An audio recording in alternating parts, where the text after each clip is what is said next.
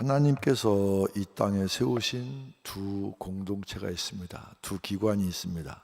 하나는 교회고 하나는 가정입니다. 이 땅에요, 교회가 무너지면 하나님의 뜻을 이룰 수가 없어요. 뭐라고 그래도 이 땅에서 교회는 없어지지 않습니다. 언제까지? 주님 오실 때까지. 이 땅에서 하나님의 일을 가장 그래도 귀하게 여기며 일하는 공동체가 바로 교회입니다. 많은 무슨 기관도 있고 하지만 저는 그렇게 생각하지 않아요. 그것보다도 바로 교회가 하나님의 뜻을 이뤄갑니다. 또 하나, 이 땅에 가정이 무너지면 하나님의 창조 질서가 중단됩니다. 교회는요, 예배가 회복되어서 예배 때마다 살아계신 하나님을 만나야 하고, 가정은 가정의 화평이 이루어져야 합니다. 근데 요즘 예배에 대한 말씀을 드렸으니까 오늘 가정에 대한 말씀을 좀 드리고 싶은데, 요즘 가정이 사실 무너져 가고 있지 않아요. 가정에 대해서 누구도 함부로 얘기를 잘 못합니다. 저는 아무것도 모르니까 그냥 있는 대로만 얘기합니다. 제가 만일 형편을 잘 알면 못할 얘기 많을 거예요. 가정의 폭력이, 또 이혼 문제, 이런 것. 가정 사역을 하는 송기론 목사가 이런 재미있는 얘기했어요. 재미있는 얘기는 아닙니다. 우스갯소리입니다. 이혼이 예전에는 도덕적으로 나쁘다고 생각해 왔는데 이제는 훈장처럼 당연시한다. 이혼이 결혼의 필수 품목이다. 이런 소리도 있다. 그랬어요. 오죽하면 이런 얘기를 할까요? 근데 이 TV가 문제입니다. 거기서 늘 나오는 얘기들이 인간의 말초신경을 자극하고 뭔가 정도를 걸어가는 분명한 가치관을 가지고 그렇게 제시하는 것이 아니라 이상하게 사람의 관심, 사람의 마음을 끌기 위해서 사실 여러 가지 좀 복잡하고 힘든 거 많이 하잖아요. 별 드라마가 다 있잖아요. 쉽게 불륜을 방송하고 쉽게 그런 얘기 많이 합니다. 위기의 남자, 결혼은 미친 짓이다, 이런 것. 또 요즘 사실 사회 정황이, 용서하세요, 제가요, 이 조심스럽고 위험한 발언인데 요즘 사회가 점점 이상하게 되는 것 같아요. 까칠해져가. 정말 인권이라는 미명하에 정말 신앙이 아닌 것. 저는 우리 성도들에게 그렇게 얘기했습니다. 저는 다른 의미로 한 게 아니라 나도 남북 통일 간절히 바랍니다. 옛날에 잘못했다고 지금도 앞으로 잘못할 거라고 생각 안 합니다. 그런데 나는 남북 통일되는 거 간절히 바라지만 신앙의 자유가 없는 남북 통일은 원치 않습니다. 여러분, 어제 잘못했다고 내일도 잘못하라는 법은 없어요. 그런데 어제 잘못한 사람이 내일 잘하라는 그런 보장도 없는 거예요. 밥 한 번 먹었다고 금방 친해집니까? 잘 생각해야 돼요. 요즘 사회 정황이 상당히 민감하게 변화됩니다. 그동안 여성들이 눌려 살았기 때문에 사실은 어떤 면에서는 여성의 권리를 위해서 많이 배려하는 것 당연합니다. 그래서 여성이 경제적으로 독립해서 전문직이 증가되고 또 재산 분할 청구권, 남녀 평등 이런 것들이 잘 또 이렇게 발달해서 여성의 권위, 여성의 어떤 권리 이런 게 증진되는 건 좋은데, 그런데 한편으로 무슨 문제가 생기느냐 하면 결혼과 이혼을 너무 쉽게 생각해요. 여러분, 문제는 뭔 줄 아십니까? 최초의 결혼은 누구의 결혼입니까? 대답 안 하실 줄 알았어요. 아담과 이브가 결혼했잖아요. 아담과 이브가 자기들이 결혼하고 싶어서 했습니까? 하나님이 시켰습니까? 하나님이. 어떻게 이렇게 안양교회 성도들은 점잖습니까? 대답하시는 게 자기 의지대로 한 게 아니라 하나님이 결혼하도록 해주었어요. 그게 뭐냐면 결혼이라는 것은 인간이 만든 제도가 아니라 하나님께서 만든 제도입니다. 결혼이라는 것은요, 인간이 이니시어티브를 쥐고 하는 것이 아니라 하나님이 이니시어티브를 져야 되는, 하나님이 주도권을 가져야 되는 거예요. 여러분, 아담과 이브가, 아담이 혼자 사는 것이 좋지 않게 보여서 이브라는 여인을 만들어서 돕는 배필이 되게 하셨잖아요. 저는 결혼 주례를 이제까지 쭉 내가 기록을 보니까 춘천중앙교회 와서 뭐 애지에 나가는 건 잘 안 하는데 그래도 한 300여 번 이상을 제가 결혼 주례했어요. 그러니까 결혼 주례할 때 제가 조건이 있습니다. 꼭 뭐 결혼하고 인사 오는 거 그건 별로 제가 기대하지 않습니다. 근데 결혼하기 전에 꼭 제가 오라고 그럽니다. 이렇게 봐서 현찮으면 2달 전, 2달 반 전, 좀 괜찮으면 1달 반 이렇게 오라고 그럽니다. 뭐 결혼 주례 하면 뭐 알고 해야 될 거 아닙니까? 그리고 또 결혼 주례사, 나는 결혼 주례하면서 너무 긴장해서 또 주저앉는 사람까지 봤어. 그러니 제 주례사가 들어가겠습니까? 그 사실 불러서 제가 얘기합니다. 제일 먼저 이제 둘 불러서 보통 1시간 내지 1시간 반 동안 제가 이야기하고 또 묻고 또 이 미션도 줍니다. 그리고 리허설 다 해주고 또 이렇게 준비하라고 얘기해 줍니다. 근데 제가 제일 먼저 질문하는 게 뭔 줄 아십니까? 너는 이 결혼에 대해서 하나님의 응답을 받았느냐? 그렇게 물어요. 너 결혼에 대해서 기도 많이 했을 거 아니야? 배우자 놓고 기도 많이 했을 거 아니야? 그런데 너 이 결혼에 대해서 하나님의 응답 받았어? 그렇게 얘기하면 그냥 쉽게 아멘, 예, 그런 사람이 있고 한참 있다가 생각해보고 예, 그러는 사람이 있고 말 못하는 사람이 있어. 말 못하는 사람은 참 힘들게 하는 사람이야. 뭐 결혼 날짜 다 받아 놓은 건데 내가 물릴 수도 없고 그 얘기합니다. 야, 결혼의 이니시어티브는 사람이 아니야. 이 남자가, 이 여자가 하나님이 내게 주신 배필이라는, 적어도 하나님이 내 마음에 사인을 주셔야. 왜 그런 줄 아십니까? 하나님이 주셔야 귀하게 생각하잖아요. 저희 교회 은퇴 장로님 가운데 공무원 출신이 계세요. 여러분, 우리나라의 공무원의 수장은 누굽니까? 대통령 아닙니까? 표창을 받아가지고 이 시계를 이렇게 차고 다니세요. 그 청와대 이렇게 문장이 그려져 있는 시계를 차고 다니세요. 근데 뭐 대통령께서 주신 시계라고 비싼 시계 아니에요. 내가 그거 얼마인지 대충 압니다. 제가 학교 이사장 할 때 오는 손님들에게 주는 시계가 있었어요. 그 시계 보통 다 아는 거 아닙니까? 근데 그 시계 하루는 와가지고 목사님 제가 대통령 표창 받았어요. 아주 자랑스럽게.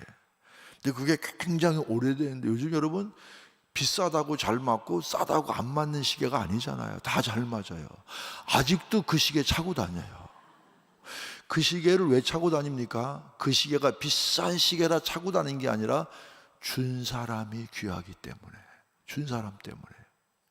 여러분, 만일 나보다 나를 더 잘 아시는 하나님께서 나에게 세상 가운데 맞는 배필로 이 사람을 주셨다, 이 남편을 주셨다, 이 아내를 주셨다, 그렇게 믿는다면, 하나님이 주셨는데 때로 내 마음에 좀 안 맞아도, 내 마음에 안 들어도 나를 나보다 더 잘 아시는 하나님께서 세상에 하나밖에 없는 배필로 나에게 주셨다, 그러면 얼마나 소중하게 여겨야 되겠습니까? 그걸 소중하게 여기지 않겠어요? 이게 뭡니까? 이게 결혼의 주도권이 하나님께 있다는 걸 고백하는 거예요. 하나님께.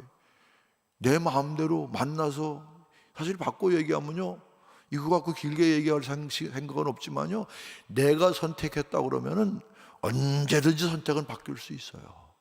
내가 이 남자를 선택했다, 내가 이 여자를 선택했다, 선택할 때의 조건과 생각이 바뀌면은 언제든지 마음 바꿔 먹을 수 있어요.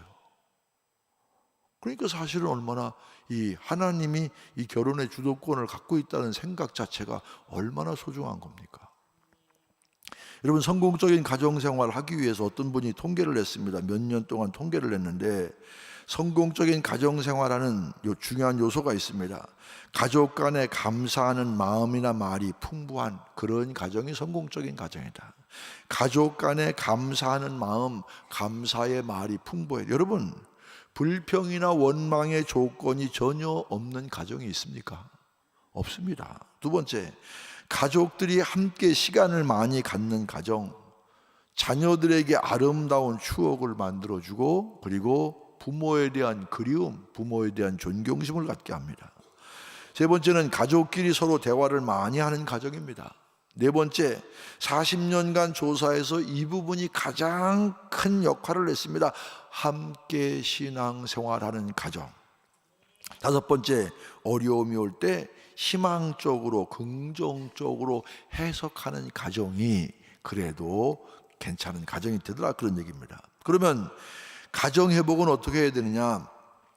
여러분, 일주일 내내는 못 되더라도 적어도 정기적으로 자녀들과 함께 가정 예배를 드려야 합니다. 일주일에 한 번 교회 나와서 예배 드린다고 신앙 제대로 되는 것 아닙니다. 가정 예배. 왜 그렇습니까? 예배를 제대로 드릴 줄 아는 자녀는 어디에 내놔도 하나님을 사랑하고 하나님을 공경하고 하나님 두려워할 줄 알아서 자기 관리를 잘할 수 있어요. 예배 제대로 드릴 줄 아는 자녀. 그러니까 하나님 공경, 하나님 사랑, 하나님에 대한 두려움, 이것 한국에 있든 미국에 있든 유럽에 있든 어디에 있든지 가정에서 예배 훈련이 제대로 되면 어디 가서든지 적어도 일주일에 한 번 하나님 앞에 와서 예배를 드리고 예배 드릴 줄 아는. 여러분, 신앙생활 했던 사람과 안 했던 사람이 무슨 차이가 나신 줄 아십니까? 정기적으로 그래도 교회에 나온 사람들은요, 타락을 해도 한계가 있어.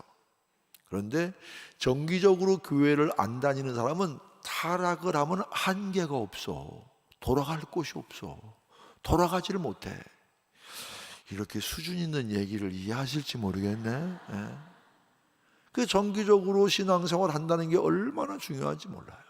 두 번째는 자녀들을 마음껏 축복해 줘야 됩니다. 우리가 히브리 11장을 믿음장이라고 얘기합니다. 과거의 믿음의 선배들, 믿음 있는 사람들에 대해서 그 많은 내용을 11장에 요약했습니다. 그 가운데 창세기 25장부터 28장에 보면은 이삭에 대한 성경 기사가 있습니다. 그런데 히브리 11장에 이삭에 대해서 뭐라고 요약했느냐면, 믿음으로 이삭은 장차 있을 일에 대하여 야곱과 에서에게 축복하였으며 단 한 자리예요. 여러분, 득장에 대해서 그렇게 많이 이삭에 대해서 창세기 기록했는데, 한마디로 바로 이 이삭이 한 일 가운데 제일 중요한 것은 자녀를 축복하는 거예요. 여러분, 부모가 자녀를 축복해 주는 것은 의무이자 특권인 줄로 믿습니다. 계속 축복해 줘야 돼요. 제가 어릴 때, 제가 좀 나이가 조금 있잖아요. 근데 어릴 때 참, 그때는 어렵게 살기도 했지만요, 세상이 참 힘들었어요. 그러니까 욕을 많이 했어요. 자녀에 대해서도 욕을 많이 했어요. 지금 생각해보면 끔찍한 욕이야. 끔찍한 욕이야. 난 저희 아버님께는 저희 부친께서 교육 공무원이셨기 때문에 제가 기억할 때부터 초등학교 교장 선생 하셨어요. 43년 이상을 43년 5개월인가 그렇게 하신 것 같아요. 그러니까 저는 신앙생활은 저보다 늦게 하셨지만 아버님의 인품에 대해서는 지금도 제가 세상에 그만한 아버지 없다, 그런 자부심을 갖고 삽니다. 그러니까 우리 아버지에게는 그런 욕을 들어본 적이 없어요. 그런데 세상 동네 나가면 아이들에 대해서 별욕 다 하잖아요. 나가서 뭐 해라, 이런 놈, 내가 지금 강대상에서 하지를 못하겠고, 그런 이게 들으면 욕이야. 그래도 오늘 우리가 요 정도 사는 건, 옛날엔 또 왜 이게 많이 나옵니까, 이게? 그럼 거기다 대고 뭐라 그래요? 엄마가 흥해라 그러잖아요. 그것 때문에 그래도 오늘 요 정도 사는 거예요. 여러분, 부모가 자녀를 축복해 주는 것, 그래야 자녀도 확신이 생기고 하나님께서도 그 기도에 응답하실 줄로 믿습니다. 오늘 본문은요, 이스라엘 백성의 가정이 무너져 가고 있었어요. 이스라엘 백성의 가정이 무너져 가는 뿌리가 어디 있느냐? 11절부터 13절 보면은 이방 결혼입니다. 여러분, 하나님께서 이스라엘 백성들이 가나안을 정복할 때 철저히 막으신 것이 바로 이방 결혼입니다. 신명기 7장 1절로 4절 제가 읽겠습니다. 내 하나님 여호와께서 너를 인도하사 내가 가서 차지할 땅으로 들이시고 내 앞에서 여러 민족, 헷 족속과 기르가스 족속과 아모리 족속과 가나안 족속과 브리스 족속과 히위 족속과 여부수 족속, 곧 너보다 많고 힘이 센 7 족속을 쫓아내실 때에 내 하나님 여호와께서 그들을 내게 넘겨 내게 치게 하시리니 그때에 너는 그들을 진멸할 것이라. 그들과 어떤 언약도 하지 말 것이요 그들을 불쌍히 여기지도 말 것이며 또 그들과 혼이 나지 말지니 내 딸의 그들의 아들에게 주지 말 것이요 그들의 딸도 내 며느리로 삼지 말 것은 그가 내 아들을 유혹하여 그가 여호와를 떠나고 다른 신을 섬기게 함으로 여호와께서 너희에게 진노하사 갑자기 너희를 멸하실 것입니다. 가나안 땅에 들어간 이스라엘 백성들 가운데 첫 번째 명령이에요. 여러분, 중요한 걸 제일 먼저 하잖아요. 이방 결혼하지 말라. 왜? 안 믿는 이방 백성과 결혼하게 되면 바로 여호와를 떠나서 다른 신을 섬기게 될 확률이 많다. 그러니 절대 이방 결혼하지 말라는 얘기예요. 여러분, 이방 결혼의 의미는 뭡니까? 반드시 혈통적인 것은 아닙니다. 왜 그렇습니까? 여러분, 예수의 가문에 다 들어가 보면 누가 나온 줄 아십니까? 룻이 나옵니다. 여러분, 룻은 어디 사람이었어요? 어디 사람이었어요? 모압 사람이었어요. 룻의 시어머니가 누굽니까? 나오미요. 참 묻고 대답하기 힘들다. 이 나오미가 유대 땅에 흉년이 들으니까 모압 땅으로 피난 갔습니다. 2 아들을 데려갔어요. 말론과 기론을 데려갔습니다. 이 데려가서 현지에서 며느리를 봤어요. 오르바와 룻, 둘째 며느리가 룻 아닙니까? 그런데 거기서 2 아들이 죽죠. 또 모압 땅에 흉년 들으니까 갈 데가 어디밖에 없어요? 고향밖에 없어요. 이 고향에 가려고 생각하니까 과부가 된 2 며느리가 있잖아요. 그 들어가 봐야 무슨 소용이 있어요? 옛날에는요, 형이 죽으면 동생이 형수하고 살아야 돼요. 왜? 가문을 이어야 되기 때문에. 그러니까 이제 며느리가 나오미가 며느리에게 이렇게 얘기합니다. 야, 내가 이 나이가 돼갖고 다시 결혼해서 아들을 낳아서 너희 남편으로 주겠느냐? 임파서블, 불가능해. 그러니까 너희들은 여기서 알아서 살아. 2 며느리가 다 착했어요. 간곡하게 시어머니가 그렇게 얘기하니까 그런다고 그러고 오르바는 갔는데 룻은 그러지 않았어요. 어머니의 하나님이 나의 하나님, 어머니의 백성이 나의 백성. 나는 어머니가 가는 곳에 따라갑니다. 그래서 따라왔잖아요. 그래서 이 룻이 나중에 누가하고 결혼해요? 보아스. 보아스의 후손 가운데 누가 나옵니까? 오벳. 오벳의 자손 가운데 누가 나옵니까? 이세. 이세의 후손 가운데 누가 나옵니까? 다윗. 다윗의 후손 가운데 누가 나와요? 나중에 예수님이 나오잖아요.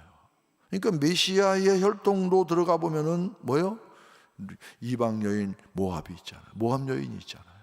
그러니까 여러분, 이방 결혼이라는 것은 종족이 다르기보다는 믿음이 다르기 때문입니다.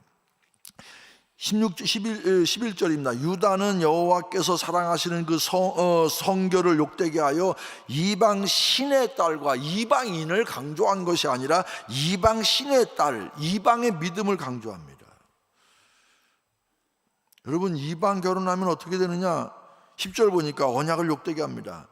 우리는 한 아버지를 가지지 아니하였느냐? 한 하나님께서 지으신 바가 아니냐? 어찌하여 우리 각 사람이 자기 형제에게 거짓을 행하여 우리 조상들의 언약을 욕되게 하느냐? 언약을 욕되게 한다는 얘기는 언약을 깨뜨렸다 그런 얘기입니다. 여러분, 이스라엘 백성 가운데 언약은 굉장히 중요한 얘기입니다. 어떤 구약학자는 이스라엘 전 역사를 언약을 중심으로 쫙 역사를 기술하기도 했어요. 언약은 뭡니까? 언약은 하나님과 이스라엘 백성 사이에서 맺은 약속입니다. 하나님은 이스라엘 백성을 보호해 주시고 지켜주시고, 이스라엘 백성은 하나님께 순종하고. 여러분, 순종은 뭡니까? 신앙생활 잘하는 게 뭡니까? 한마디로 제가 가르쳐 드릴까요? 원하지 않으시면 그만 넘어가겠습니다. 여러분, 하나님의 백성은요, 하나님이 하라는 것만 하면 됩니다. 근데 이 사람의 심정이 이상해요. 하지 말라는 걸 그렇게 하고 싶어요. 하나님의 백성들은 하나님께서 시키는 대로 하기만 하면 됩니다. 누가복음 7장 17장 보면은 예수님께서 제자들이 예수님과 함께 가다가 한 번은 예수님이 제자들이 예수님께 이렇게 말했습니다. 예수님, 우리에게 믿음을 더하는 방법을 가르쳐 주세요. 우리에게 믿음을 더하소서. 그렇게 얘기했어요. 3년 예수님을 따라다니 보니까 그래도 믿음이 있어야, 뭐니 해도 믿음이 최고라는 걸 깨닫게 됩니다. 믿음이 있어야 전도도 하고, 믿음이 있어야 사랑도 하고, 믿음이 있어야 봉사도 하고, 아멘은 집에 가서 하세요. 믿음이 있어야 주의 일을 하고. 믿음이 있어요. 믿음이 최고야, 믿음. 그러니까 우리에게 믿음을 더하소서 그랬더니 주님께서 비유로 말씀하십니다. 무슨 비유? 그게 바로 무익한 종의 비유예요.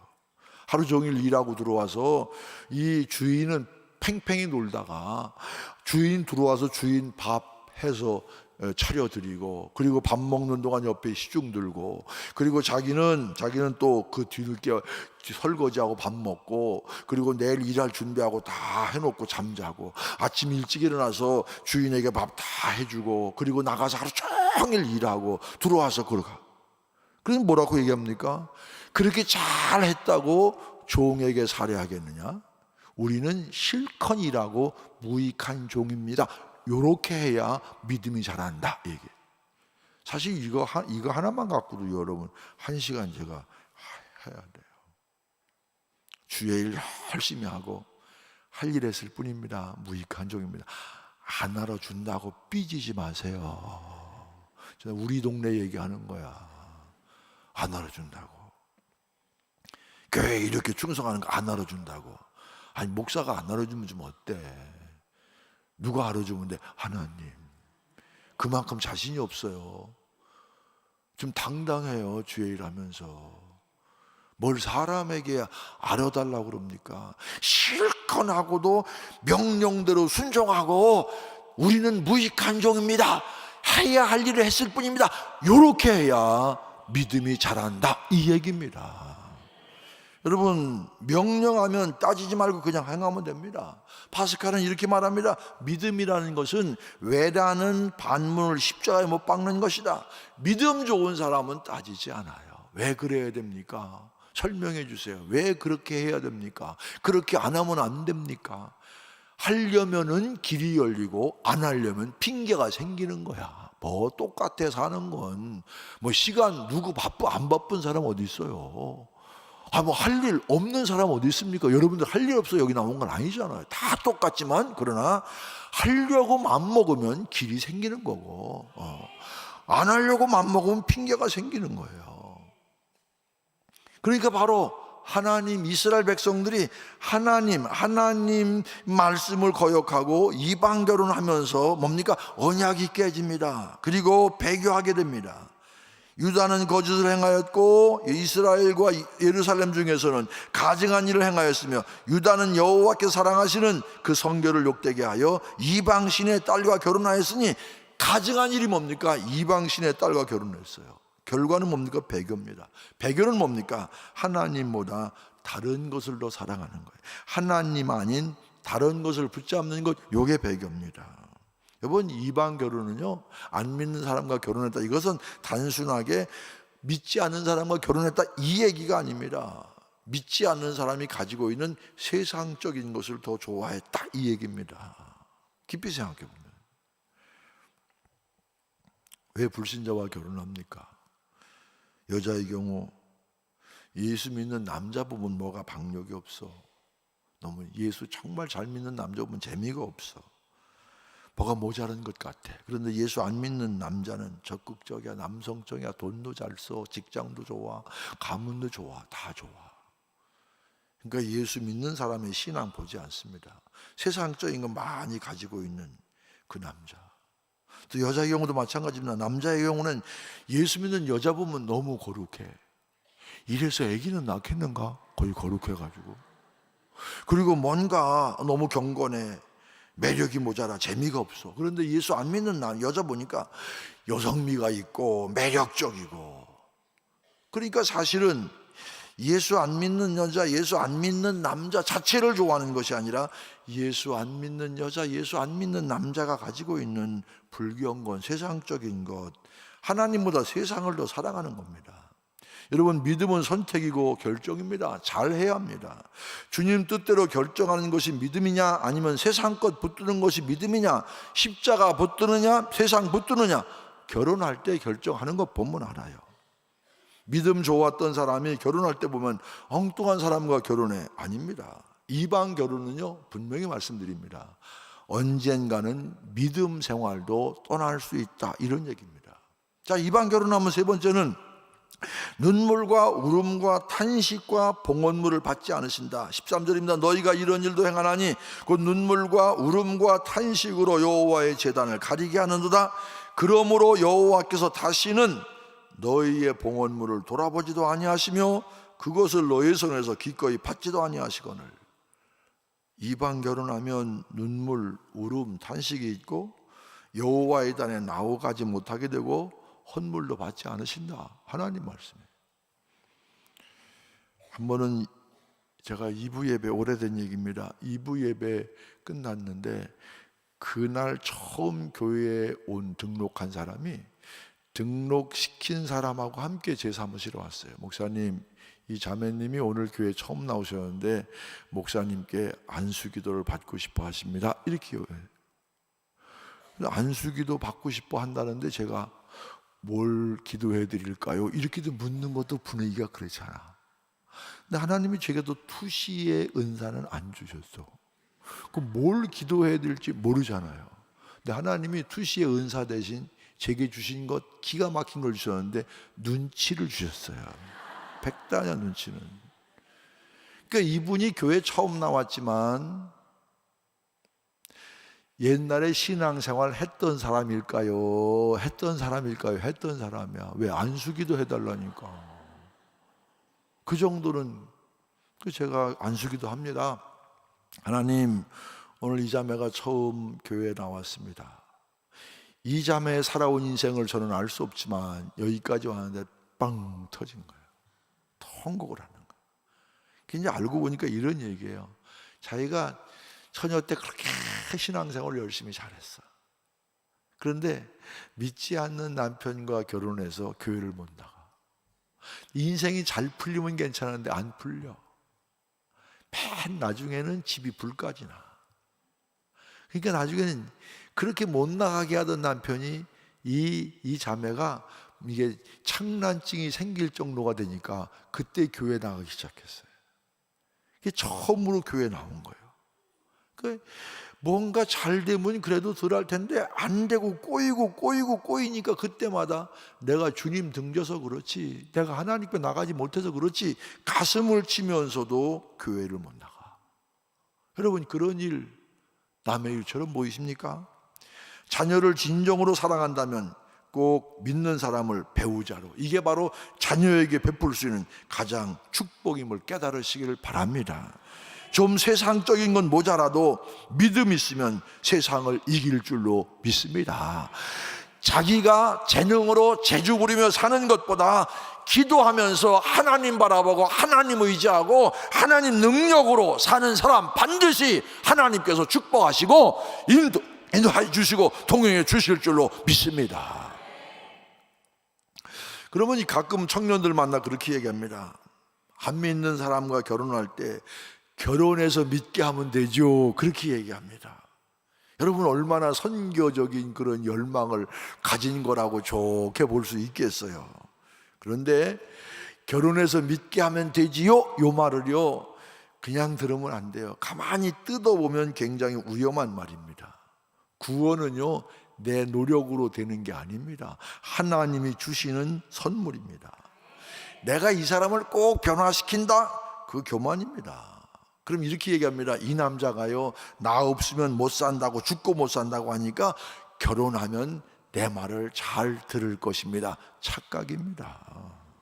결혼하기 전이야 그렇죠. 왜냐하면 하나님이 남자하고 여자는 다르게 창조하셨어요. 남자는 목적지향적입니다. 뭐 말 잘 듣죠, 잘해주죠, 좋아하니까, 결혼해야 되니까 온갖 거 다 해요. 결혼하고 변했어 이런 얘기 많이 하죠. 변할 수밖에 없어요. 하나님이 그렇게 만드셨어요. 결혼할 때까지는 혼신의 힘을 다해서 결혼이 목적이지만 결혼한 다음부터는 목적이 달라져요. 무슨 목적입니까? 가정을 이끌어 가야 되잖아요. 직장에서 출세도 해야 되잖아요. 진급도 해야 되잖아요. 가정에 역량이 있어야 되잖아요. 그러니까 지금 이 관심이 어디면 여자들하고는 달라요. 여자들은 관계 중심이지만 남자들은 목적지향적이에요. 그러니까 이 남자가 나왔으면 죽고 못 산다고 하니까 내 말을 들을 것입니다. 착각이에요. 여러분, 코카콜라도요 안에 들었을 때 들고 다니지 빈 병 들고 다니는 사람 봤어요? 내가 무슨 말 하는지 나도 몰라. 상대방이 내 말을 듣기는커녕 내가 그쪽 말을 듣 확률이 더 커요. 여러분, 믿지 않는 사람 결혼하면요 신앙 지키는 거 참 힘들어요. 제가 참 아끼던 청년이 있었어요. 근데 그렇게 잘 안 돼, 결혼이. 그 뭐 저도 어떻게 안 되니까. 그런데 어느 날 결혼하겠다고 했어요. 그래서 야, 신랑은 믿는 사람이냐 그랬더니 안 믿는 사람이래요. 어떻게 하려고 그래? 그랬더니 그래도요 교회 꼭 나가게 해준다고 약속하셨어요. 시부모님도 약속하시고 신랑도 그렇게 얘기했어요. 그래, 신앙 꼭 지켜라, 꼭 지켜라. 근데 몇 달은 잘 나오더니 그 다음부터 교회 나오는 게 뜸뜸 나오는 거예요. 그래서 제가 하루 불렀어요. 야, 너 요즘 왜 신앙생활 그렇게 하냐? 혼자 어려워도 신앙 잘 지켜야지. 그래야 너희 가정이 구원받게 되지. 근데 하는 소리가 결혼하기 전에는 그렇게 뭐 결혼해도 다 교회 생활하고 다 한다더니 주일날 교회만 다녀오면 눈치가 달라져. 그러니까 한 번 쉬고 두 번 쉬고 그러면서 뭐라 하냐면 가정의 평화를 위해서 교회를 쉽니다. 그러면서 뭐라고 그러냐면 시어머님 돌아가시면 제가 다시 꼭 교회 나오겠습니다. 그 다음에 뭐라 그러냐면 목사님 제가 빨리 교회 나올 수 있도록 기도해 주세요. 나로 무슨 기도하라는 얘기야? 여러분, 대부분 믿음 좋은 사람과 믿음이 없는 사람 결혼하면요 믿음 좋은 쪽으로 가기보다는 믿음이 떨어질 가능성이 더 많아요. 여러분, 경험적으로 하는 얘기가 아니라 성경이 그랬잖아요. 솔로몬이 얼마나 대단한 사람이었습니까? 솔로몬이 기도하는 게 너무 하나님 마음에 들어서 야, 뭐 나한테 1,000번째 너 나한테 뭘 요구해라. 그랬더니 또 너무 마음에 드는 또 요구를 해. 내가 나이가 젊어서요 혹시 판단을 잘못해서 우리 백성들을 잘 지혜롭게 판단하지 못할 염려가 있으니까 저에게 지혜를 주시기 바랍니다. 보통 그런 거 안 구하잖아요. 그게 마음에 들어서 지혜도 주고 부귀영화 주셔서 얼마나 대단한 축복을 받았습니까? 그런데 후에 어떻게 됐습니까? 이방 여인과 결혼합니다. 믿음 버리고 우상 숭배자가 됩니다. 여러분, 시집 장가는 잘 가야 됩니다. 보통 일이 아닙니다. 여러분, 가정은 축복의 장소여야 되지 나를 그 가정에 선교사로 보냅니다. 여러분, 선교지가 아닙니다. 여러분, 불신자와 결혼해서 구원받게 되는 경우가 통계적으로 보면 열심히 있으면 30%예요. 그럼 얼마나 30% 힘들겠습니까? 하나님 좋은 일 하려고 그러는데 왜 역사해 주지 않습니까? 하나님께 불평합니까? 이미 그럴 줄 알고 사도 바울을 통해 말씀하셨어요. 심은 대로 거두리라. 뭘 그렇게 심은 대로 거두리라고 그러는데 그것도 안 하고. 그리고 일생 어려운 일 만나면 내가 교회 등져 그렇지. 그러면서도 교회를 못 다녀요. 일생 어려운 그늘 속에 살게 됩니다. 그러니까 자녀들의 결혼 좋은 배우자를 놓고 기도해야 됩니다. 미혼자와 부모에게 드리는 제안입니다. 우선 기도해야 됩니다. 포르투갈 속담에 이런 말이 있습니다. 바다에 가는 사람은 한 번 기도하고 전쟁터에 가는 사람은 2번 기도하고 결혼하는 사람은 3번 기도해라. 왜 결혼할 때 3번 기도하라고 했을까? 사실은 항해보다 전쟁보다 힘들고 더 어려운 일이 바로 결혼이요. 결혼 생활이에요. 그러니까 제대로 기도해야 돼요. 부모도 혼기찬 자녀가 있으면 성화만 하지 말고 반드시 기도해야 돼요. 우리 작은 아이가 선교사로 갔는데 결혼을 안 하고 갔어요. 그러니 얼마나 속이 타겠어요. 부모가. 제가 선교사가 어떤 건지 알잖아요. 나중에 하여튼 그 고백을 제가 많이 들었어요.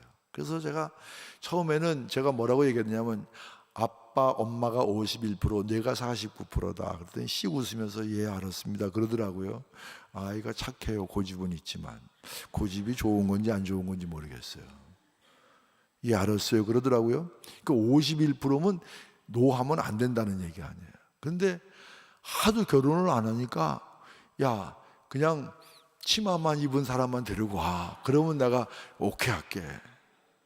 안 되는 거예요. 그렇게 안 돼요. 얼마나 사실 애 같아요. 얼마나 애 같았겠어요. 그 연애 참석하기 위해서 이제 그의 안수 받는 해인데 연애 참석하기 위해 나왔어요. 금요일 날 선을 본다고 그러더라고요. 그래서 금요일 날 선을 봤어요. 그래서 제가 궁금해서 물었어요. 야 어떠냐 그랬어요. 싫지는 않아요. 그동안 제가 동역자들한테 후배들한테 좀 소개해달라고 그래서 제가 선교사의 사모가 어떤 사람이 좋은가는 알잖아요. 거기 좋은 사람 다 들여댔는데도 싫대. 한 번 만나보곤 싫대. 그러니 뭐 내가 데리고 사는 것도 아닌데 지가 싫다는데 내가 어떻게 합니까? 속만 타고 그냥 다급해서.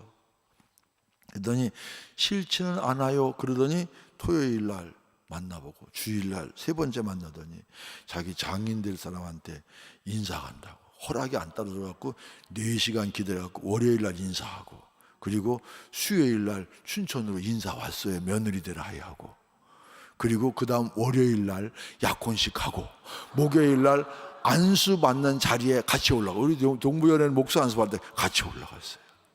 아이고 하나님이 또 기도하니까 그렇게 되는 경우도 있더라고요.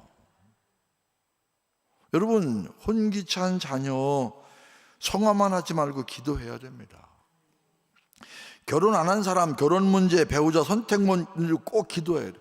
하나님 기도하고 만나야 하나님이 정해주신 배필로 믿고 하나님 생각해서 소중하게 삽니다. 여러분 결혼은 절대 조급하게 되는 게 아니에요. 여러분 명태도요 제가 덕장을 알잖아요. 진무령 이 명태도 여러분 얼었다 녹았다 이거 많이 해야 좋은 명태예요. 퀄리티가 좋은 거예요. 한 번 얼었다가 녹은 거 그거 때깔도 별로 안 좋고 안 좋은 거예요. 사실 사람 만남이라는 게 순탄한 게 아니에요. 사랑했다가 헤어졌다가 뭐 한 여자 만나가지고 그거 평생 가는 게 그게 반드시 좋은 건 아니에요. 요즘 제가 위험한 발언을 하고 있지만 그러나 여러분 다양한 사람을 객관적인 시각에서 만나보는 거 여러분 좀 체여도 보고 그러면서 좀 아픔도 맛보고 그러면서 인내도 인내.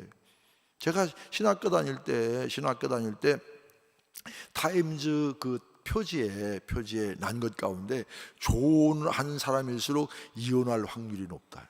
그럼 고등학교 때 좋다고 해서 만났어요. 일편단심 민들레야 만났어요. 사는데 문제가 생기면요 인생의 굴곡을 경험하지 못했기 때문에 위기가 생기면 극복할 역량이 없어. 그래서 쉽게 헤어져.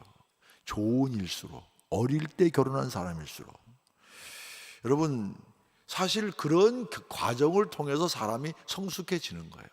그걸 너무 이렇게 뭐 지조가 없다 너는 바람둥이냐 그렇게만 얘기할 게 아니에요. 또 바람둥이 같은 놈도 있긴 있죠. 또 그렇게만 얘기할 게 아니라 좀 우리가 길게 봐야 됩니다. 이 로버트 퓰러하트라는 사람이 있었어요. 이분이 19세기에 영국 에딘버러 일대를 변화시킨 아주 대단한 사람입니다. 이 사람은 35살까지 결혼할 생각을 가지 않았어요. 근데 창세기를 읽다가 사람이 독처하는 것이 좋지 못하다 이 아담을 보고 하신 하나님 말씀에 깊은 은혜를 받았습니다. 성경을 계속 읽다가 현숙한 아내는 여호와께로 말미암는다. 잠언을 읽다가 또 은혜를 받습니다. 그래서 기도합니다. 하나님 혼자 사는 것 좋지 못하다고 하셨습니다. 그리고 현숙한 아내는 하나님이 주신다고 하셨습니다. 제가 결혼할 마음이 있으니 제게 현숙한 아내를 주시기를 바랍니다. 기도만 할 게 아니라 뭘 봐야 돼요? 선을 봐야 되잖아요. 그런데 선을 보는 쪽쪽 거절당했어요. 근데 맨 마지막에 나 이번 안 되면 내가 안 해 이러고 선 봤는데 그 사람은 딱 된 거야. 근데 어떻게 왜 안 됐느냐? 선을 보러 가면 믿음이 좋은 사람이니까 앞에 인사도 하기 전에 하나님의 뜻이면 이 여자 계속 만나게 해주시고, 하나님의 뜻이 아니면 우연히도 만나지 않게 해주시옵소서. 아니, 인사나 하고 얘기를 해야지. 앞사람이 다 들리게 기도부터 하니까. 그런 남자를 누가 좋아하겠어요? 맨 마지막 여자는 어떤 여자냐면, 하나님, 나는요 내 남편 감 아무것도 안 봅니다. 기도하는 사람이면 됩니다. 그런데 딱 나가는데 그 기도하니까, 기도하는 사람이니까 오케이 딱. 여러분, 기도하다가 만났으니까, 기도하고 만났으니까 기도하면 되지 않습니까? 근데 요즘 참 이게 이런 말씀을 제가 강대상에서 해야 되는지 모르겠어요. 배우자의 조건입니다. 배우자는 반드시 이성이어야 합니다. 이성. 무슨 말인지 모르겠어요. 아니, 이게 무슨 뭐 특별 무슨 뭐 차별금지법 이런 게 뭡니까 도대체? 아니, 그럼 소수의 인권만 있고 다수의 인권은 없는 겁니까? 나는 은퇴하면 이런 얘기 막 해버릴 거야. 왜? 신앙인데. 아니, 하나님 말씀인데. 여러분, 그게 세상에 말이 됩니까? 정말 교회가 이 험한 세상에서 어떻게 복음을 증거하고 어떻게 하나님의 선교를 감당할까 하니까 창조적인 에너지를 써야지. 쓸데없는 이런 것에 온 돈을 들이고 에너지를 씁니까? 참 세상이 험한 세상이에요. 험한 세상이에요. 요즘 인터넷 어디 보니까 뭐 태국에서는 무슨 성 전환하는 사람들의 또 미인대를 연대. 세상에 별꼴. 내가 지금 굉장히 별꼴하지 그러려다가 내가 지금 조심해서 별꼴까지만 한 거예요. 별꼴 다 봐, 별꼴. 여러분, 우리 자녀들이 이런 것에 노출되어 있어요. 저는 뭐 생리적인 것 그런 거 잘 몰라요. 하나님이 아니잖아요. 여러분, 소도마이트 뭔 줄 아세요? 동성애자. 소돔에서 나온 단어예요. 여러분, 동성끼리 살겠다고 나오는 이런 세상 아닙니까? 여러분, 성이라는 것은요 하나님이 정해주시는 거예요. 인간이 선택하는 게 아닙니다. 내가 선택하는 게 아닙니다. 하나님이 정해주시는 거예요. 만일 인간이 선택한다면 이건 창조주에 대한 도전입니다. 또 배우자는 성격이 좀 잘 맞는 게 좋아요.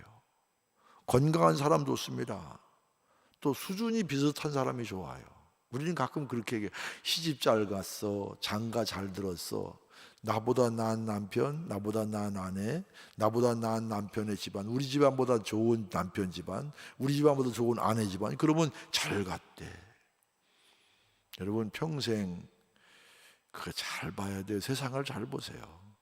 그냥 비슷한 끼리, 사람끼리 사는 게 편하고 좋은 거야.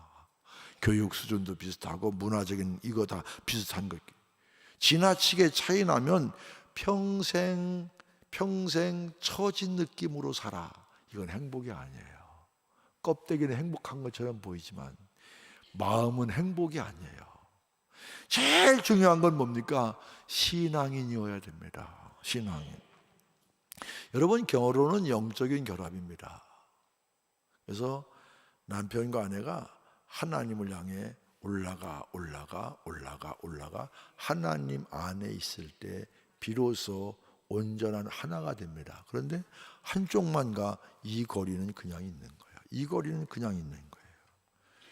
사실 예수를 떠나면 서로 이기적이 되기 쉽습니다. 제가 물어요. 야, 너 이 여자 어디가 좋았어? 이 남자 어디가 좋았어? 그렇게 물어요. 그러면 목사님, 이 여자를 만나면요 제가 마음 편하고요, 참 세심하게 잘 챙겨주고요, 정말 좋아요.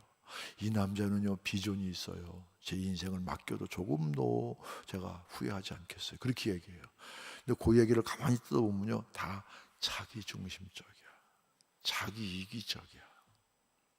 그러니까 결혼하고서 수틀리면 다. 저는 결혼하기 전에 타협을 보고 오라고 그래요. 이렇게 제가 한 달 반, 두 달 반, 뭐 너희들이 지금 달달할 때 다 합의를 보고 와. 괜히 결혼하고 나서 초창기 그 좋은 신혼 생활에 기싸움 하느냐고 지옥 같은 삶 살지 말고 신앙생활 어떻게 할 것인가. 결혼은 중간에서 만나는 거다. 네 일방적으로 주장하지 마. 너 결혼하면 시부모님한테는 어떻게 해드리고 친정 부모한테 어떻게 해드리고 가정 생활은 어떻게 분발, 또 이 부부 생활 어떻게 하고 직장 생활 어떻게 하고 인생의 미래가 어떻게 돼야 되고. 제가 쭉 미션 주는 것 가운데 하나입니다. 왜 그러냐면 신혼 초에 우리가 잘 살아야 되는데 서로 눈치 보고 기싸움 하느냐고 살벌하게 사는 사람 많이 봤어요. 이게 쉬울 것 같은데 아니에요. 야, 이제 쓸데없는 소리 하지 말고 한 번 만나서 하나씩 합의를 봐라. 달달할 때 합의 봐. 그리고 아주 문서를 딱 만들어서 나한테 보내. 부부싸움 하는 사람이 있으면요 그거 싹 빼가지고 가. 내가 너 요거 한 달에 한 번씩이라도 읽어보냐. 안 읽어봐. 제가 지난 토요일 날 우리 제가 주례한 사람 집을 샀다고 그래서 입주신방을 갔어요. 그걸 딱 석장에 그 사람 쓰기도 자세하게 썼더라고. 석장 딱 빼갖고 양가에 부모님들 다 계신데 야 요거 좀 한번 읽어볼까 그랬어요. 잘하고 있어. 요거 요대로 잘하고 있어. 내가 물어봤어요. 용돈 얼마 받으세요? 왜 용돈 얼마 주는 것까지 다 쓰라고 그랬어. 생신 때 어떻게 하고 다. 여러분 사실 이거 별것 아닌데 기름은 눈치 때문에 싸움할 거 뭐 있어요. 또 재미있어요. 제가 그게 이 기록이 있는데 어떤 사람은 우리는 부부싸움하고 화해하기 전에는 절대 화장실 안 간다. 그 화장실 가려면 뭐 해야 돼? 화해해야 돼. 아무것도 아닌 것 같지만 지혜를 짜내는 거예요. 분방하지 말라. 근데 여러분 사실 대부분 결혼하는 이유가 내 중심이에요. 내 이기적이에요. 사실 기독교인의 교회는 뭡니까? 상대방의 부족한 걸 채워주는 거예요. 상대방의 부족한 걸 채워주는. 제가 결혼 주례하면서 한 번 내가 눈물이 글썽해 본 적이 있어요. 해외 선교사로 나가 있는 후배를 결혼 주례하는데 제가 여자에게 물었어요. 야, 너는 이 남자가 왜 좋으냐? 이 남자를 보니까 뭔가 좀 공허한 게 있어요. 저는 그 공허한 걸 꼭 채워주고 싶어요. 근데 실제 살아보니까 문제가 생기잖아요. 이제 왔어요. 야단을 치고서 제가 봉투 하나 딱 주고 나한테 약속한 거 있지. 1박 2일 여행 갔다 오고 다시 한번 생각해봐. 요즘 아주 일부러 그러는 건 아닌 걸로 알아요. 잘 살면서 제가 상대방의 부족한 걸 채워준다고 그랬지. 네가 그렇게 마음 먹고 나도 감동받았는데 이제 네 마음대로 안 된다고 남편에 대해서 그러면 되냐. 여러분 서양의 격언은 남편과 아내가 서로 이렇게 얘기합니다. 나보다 나은 반조. 필요한 존재가 필요하니까 결혼하는 것이 아니라 필요한 존재가 되려고 결혼. 이해관계가 달라지면 갈등 나는 것, 이건 잘못된 겁니다. 좋은 배우자만 고르려고 하지 말고 자신도 준비해야 돼요.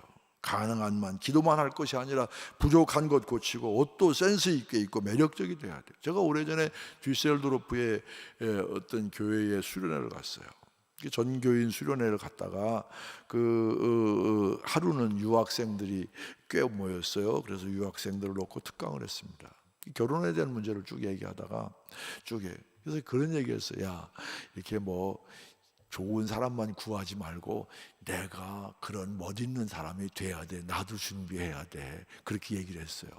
근데 그 유학생들 가운데 한국의 유수한 집안의 형제들이 유학을 하고 있었어요. 근데 동생은 운동도 잘하고 음악도 잘하고 뭐 그냥 뭐 아주 예쁜 뭡니까 이게 무용하는 유학생하고 결혼해서 너무 좋은 거예요. 근데 형은 후줄그레해. 집은 괜찮은 집안인데 내가 여자라도 그런 남자 안 좋아하겠어. 너무. 그래서 제가 그 얘기를 했더니 끝나고 나서 목사님 은혜 받았습니다. 제가 결혼할 때 꼭 청첩장 보내드리겠습니다. 아직도 안 보내. 여러분, 나한테만 좋은 사람 찾으려고 그러지 말고 나도 그런 사람이 돼야 돼요. 뭐 그래서 뭐 다 뜯어 고치라는 얘기가 아니라 인격으로 매력 있는 사람이 돼야 된다, 그런 얘기입니다. 여러분, 최고의 미덕은 믿음 지키는 것입니다. 고운 것도 거짓되고 아름다운 것도 헛되나 오직 여호와를 경외하는 여자는 칭찬을 받을 것이다. 자, 결혼한 자에게 주신 말씀입니다. 가정을 어떻게 지켜야 됩니까? 15절입니다. 그에게 영이 충만하였으나 오직 하나를 만들지 아니하셨느냐? 어찌하여 하나만 만드셨느냐? 이는 경건한 자손을 얻고자 하십니다. 그러므로 내 심령을 삼가 지켜 어려서 맞이한 아내에게 거짓을 행하지 말지니라. 이스라엘 하나님 여호와가 이르노니 나는 이혼하는 것과 옷으로 학대를 가리는 자를 미워하노라. 만군의 여호와의 말이니라. 그러므로 너의 심령을 삼가 지켜 거짓을 행하지 말지니라. 왜 하나만 주셨느냐? 경건한 자손을 얻기 위해서. 믿음의 사람과 믿음의 사람이 만나면 경건한 자손을 낳습니다. 경건한 자손을 많이 낳아야 돼요. 요즘 여러분 난민 문제 때문에 유럽이 왜 문제입니까? 난민 불쌍하다고 다 받았어요. 근데 우리 사람들이 아기를 잘 안 낳잖아요. 난민 온 사람들을 그냥 막 낳아. 많이 낳으면 복지 혜택이 오니까 일 안 해도 애들 키우는 거 다 나라에서 주니까.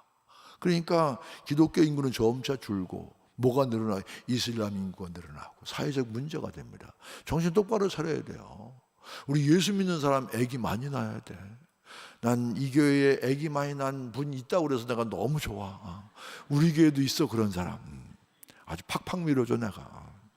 교육비도 교회에서 주고 다. 사실 좀 해야 돼. 왜?